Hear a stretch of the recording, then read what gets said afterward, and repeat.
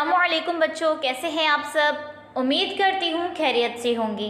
आज हम पढ़ेंगे माहौल का मुताला और आज का हमारा उन्वान है अमले इर्तिका। सबसे पहला टॉपिक है नज़रियाए इर्तिका, दूसरा टॉपिक है जानवरों के इर्तिका के मराहिल और सबसे आखिरी टॉपिक है इंसान नुमा बंदर। तो हम पढ़ेंगे सबसे पहले नज़रियाए इर्तिका। इर्तिका का आम मफ़हूम मुसलसल और धीमी रफ्तार से होने वाली तब्दीली है।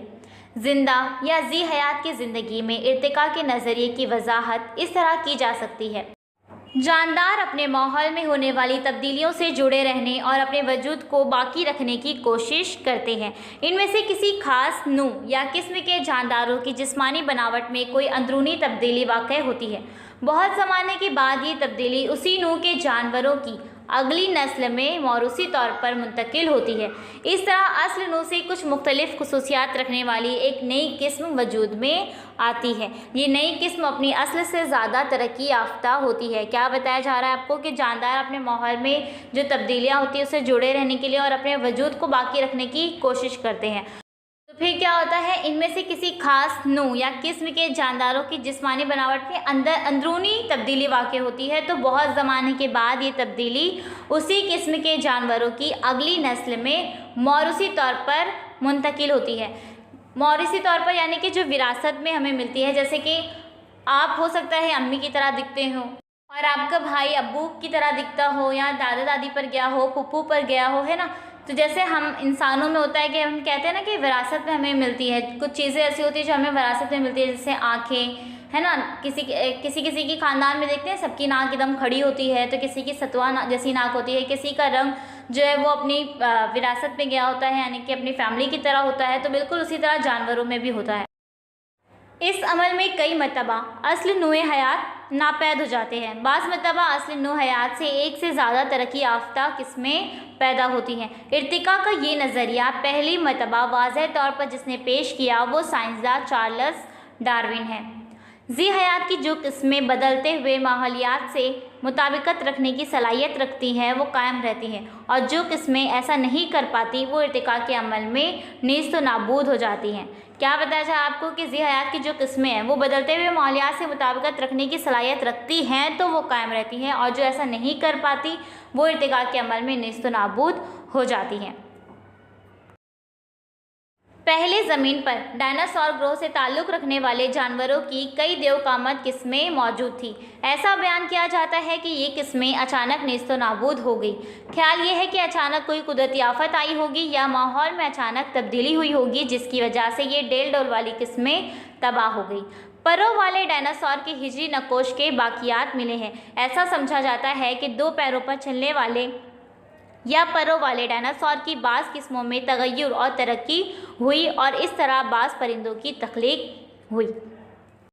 अब यहाँ पर आप तस्वीर में देख सकते हैं कि डायनासोर की मुख्तलिफ़ किस्में हैं। यहाँ पर डायनासोर का ढांचा भी है और परों वाले डायनासोर की ख्याली तस्वीर भी है यहाँ पर मौजूद, तो आप ऐसे देख सकते हैं। तो आपको यहाँ पर बताया जा रहा है कि पहले कैसे थे, देवकामत किस्में मौजूद थी और फिर बताया जा रहा है कि ये अचानक नीस्त नाबूद हो गई, ख़त्म हो गई। तो ख्याल क्या किया जाता है कि अचानक कोई कुदरती आफत आई होगी या माहौल में अचानक से कोई तब्दीली हुई होगी जिसकी वजह से ये सारी किस्में तबाह हो गई, और जो उसके बाद दूसरी किस्में आई तो वो इस तरह की है जो यहाँ पर आपको तस्वीर में नज़र आ रहा है, और परों वाली डायनासोर की भी ख्याली तस्वीर यहाँ पर मौजूद है। जानवरों के इर्तिका के मराहिल। हम गुज़िश्ता सबक में मालूम कर चुके हैं कि जानदारों की दुनिया की इब्तिदा एक खुलवी प्रोटोज़ोआ से हुई। इसी एक खुलवी प्रोटोज़ोआ से कसीर खुलवी जानदार पैदा हुए। कसीर खुलवी जानदार आहिस्ता आहिस्ता तरक्की करते गए और इसी अमल से मुख्तलिफ़ किस्म की नबातात और जानवरों की पैदाइश हुई। जानवरों के इर्तिका के हस्ब ज़ैल मराहिल है। नंबर 1, गैर फ़िक्री जानदार, यानी ऐसे जानदार जिनकी पीठ में रीढ़ की हड्डी नहीं होती, मसलन घोंघा। नंबर 2, फ़िक्री जानदार, यानी ऐसे जानदार जिनकी पीठ में रीढ़ की हड्डी होती है। आबी हैवानात, मसलन मछली, जलथलिए, पानी और खुश्की दोनों जगह पर ज़िंदगी बसर करने वाले, मसलन मेंढक, परिंदे। उसके बाद है रेंगने वाले जानवर, मसलन सांप, पस्तानीय जानवर, दूध पिलाने वाले, मसलन गाय। पस्तानीय फिक्री जानवरों के ग्रोह में सबसे ज़्यादा तरक्की याफ्ता मरहला यानी पस्तानीय जानवर।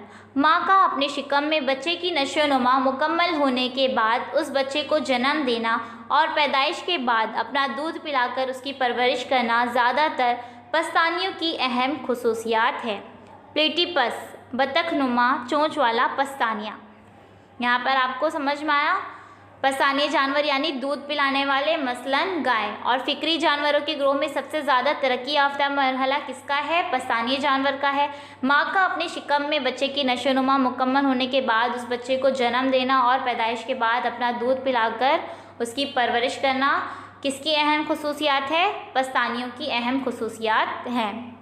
इंसान नुमा बंदर। इंसान नुमा बंदर यानी इंसान से मुशाबा बंदर, उसे ही ऐब बंदर कहते हैं। बंदरों की इस किस्म का बसेरा ज़्यादातर दरख्तों ही पर था।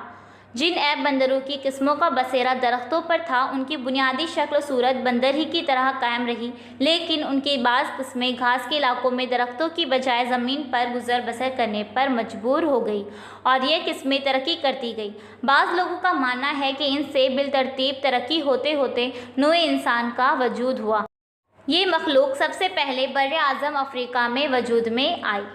यहाँ पर आपको क्या बताया जा रहा है कि इंसान नुमा बंदर यानी इंसान से मुशाबा बंदर, इसे ही ऐब बंदर कहते हैं। और बंदरों की इस किस्म का बसेरा ज़्यादातर कहाँ था? दरख्तों पर था और इनकी जो बुनियादी शक्ल सूरत थी वो बंदर ही की तरह कायम रही, लेकिन उनकी बाज़ किस्में मुख्तलिफ हो गई यानी कि बदल गई।